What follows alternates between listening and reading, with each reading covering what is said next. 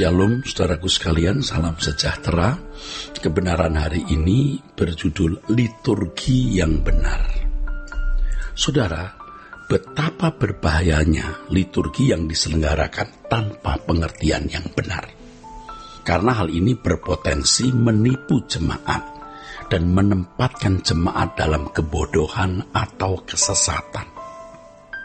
Kita harus memahami bahwa liturgi atau kebaktian di gereja bukanlah segalanya dalam hidup kekristenan. Liturgi sebenarnya hanya sebuah pertemuan bersama yang acaranya diatur sedemikian rupa agar tertib. Tetapi bukanlah ibadah dalam arti lengkap atau utuh. Pada umumnya liturgi disusun dan dikemas sedemikian rupa agar memberi kesan khidmat, berwibawa, agung, dan rohani. Sejatinya liturgi yang semakin dielaborasi dengan berbagai variasi justru malah semakin syarat dengan kepura-puraan dan sandiwara. Sebenarnya hal ini terjadi karena pengaruh agama-agama suku atau agama-agama yang tidak mengenal kebenaran Allah. Ya, bagi mereka seremonial atau upacara agama atau dalam konteks kita liturgi itu adalah segalanya. Artinya yang menentukan kualitas hubungan dengan dewa mereka. Itu kalau agama-agama pada umumnya. Hal ini sangat bertolak belakang dengan kehidupan Kristen yang benar. Kekristenan adalah jalan hidup, yaitu hidupnya Yesus. Bukan sekedar jalan hukum atau kegiatan seremonial seperti agama-agama pada umumnya. Liturgi bukanlah ibadah yang sejati atau yang sebenarnya. Bukan, karena ibadah yang sejati adalah penggunaan potensi jasmani dan rohani secara maksimal bagi Allah dalam sepanjang hidup. Tentu segala sesuatu dilakukan untuk kepentingan kerajaan Allah atau bagi kemuliaan Allah.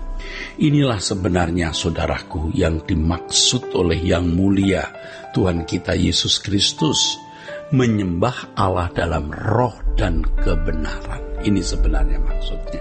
Menyembah Allah dalam roh dan kebenaran adalah sikap hidup yang berkenan kepada Tuhan. Setiap saat, setiap waktu, kapanpun, dimanapun, dan melalui segala hal. Sejatinya inilah liturgi kehidupan yang sejati, yaitu seluruh kehidupan kita dan di sepanjang waktu hidup kita. Dalam liturgi orang Kristen hanya mengucapkan kalimat yang memuat doksologi, pujian penyembahan, pengucapan kredo, mendengarkan khotbah, dan lain sebagainya. Hal ini dapat dilakukan tanpa pertaruhan segenap hidup. Yang penting adalah bagaimana membuat liturgi itu seakan-akan bisa mewakili relasi dengan Allah. Wah, ini kan akhirnya menjadi formalitas, saudaraku.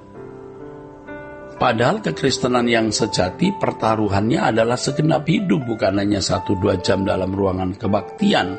Kalau orang Kristen tidak mempertaruhkan hidupnya guna mengikuti Yesus setiap saat, atau tidak meneladani hidupnya Yesus setiap saat, maka liturgi itu menjadi munafik, pura-pura bersandiwara.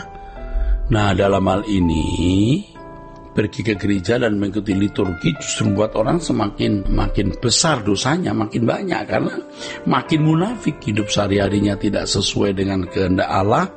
Lalu waktu di mimbar, waktu di liturgi, maksudnya berakting seakan-akan dekat dengan Tuhan.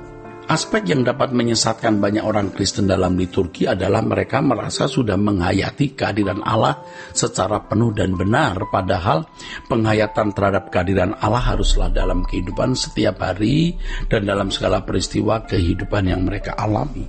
Sering liturgi hanya membawa seseorang pada sebuah fantasi mengenai Allah dalam liturgi, tapi bukan dalam perjumpaan pribadi dengan Allah secara real setiap hari, saudaraku. Sebenarnya hal ini secara tidak langsung merupakan sikap melecehkan Allah, di mana seakan-akan Allah adalah Allah yang cukup puas jika umat berinteraksi hanya melalui seremonial atau upacara agama atau liturgi itu. Ini sebenarnya pelecehan. Seakan-akan Allah cukup puas disuap, Allah cukup puas yang mendapat persembahan liturgi itu. Orang-orang Kristen yang memiliki pemahaman seperti ini pasti orang-orang Kristen yang kualitasnya rendah. Mereka tidak memiliki kesetiaan yang sejati kepada Kristus dan biasanya hanya setia kepada lembaga gereja dan tokoh-tokoh agamanya atau penganjur doktrin yang mereka yakini benar. Kadang-kadang mereka mensejajarkan doktrin tokoh-tokoh yang mereka kagumi itu seakan-akan sejajar dengan Alkitab.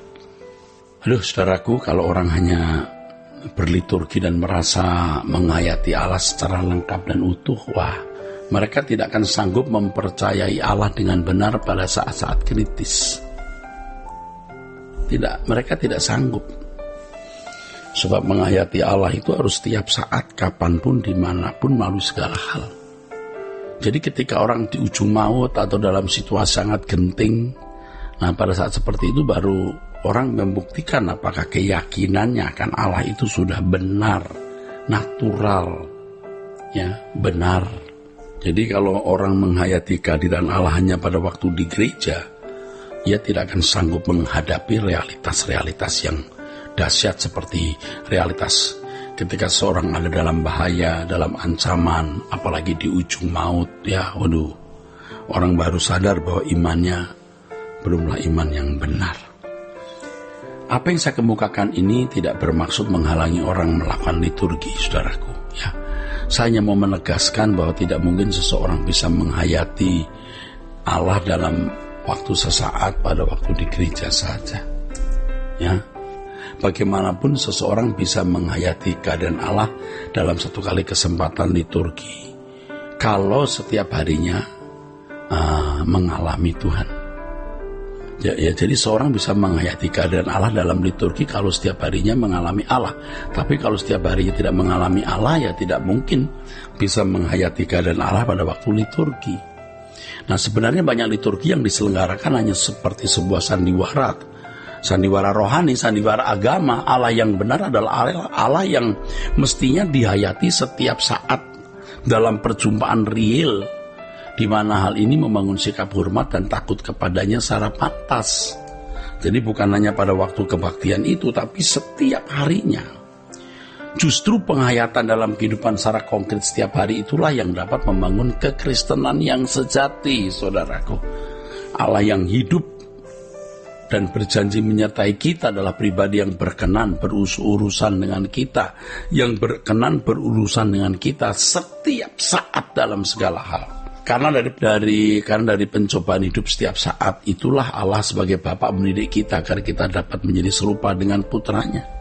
Lewat pencobaan, lewat kesulitan, lewat hajaran Bapa mau mendidik kita. Inilah inti keselamatan. Jika tidak demikian berarti keselamatan tidak pernah dialami atau tidak pernah dimiliki.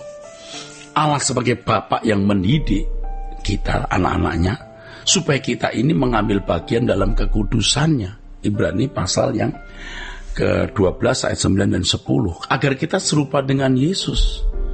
Ya. Allah berurusan dengan kita itu agar kita memiliki karakter anaknya, yaitu Yesus itu sebagai model. Supaya suatu hari kita bisa bersama-sama dengan Tuhan Yesus di kerajaannya dan menikmati kemuliaan bersama dengan Tuhan di dalam kerajaannya. Jadi saudaraku, sikap hidup yang berkenan kepada Tuhan setiap saat, kapanpun dan dimanapun merupakan liturgi yang benar, liturgi yang sesungguhnya, ya. Puji Tuhan, saudaraku, kebenaran ini luar biasa, ya. Kiranya memberkati saudara-saudara sekalian. Sola Gracia.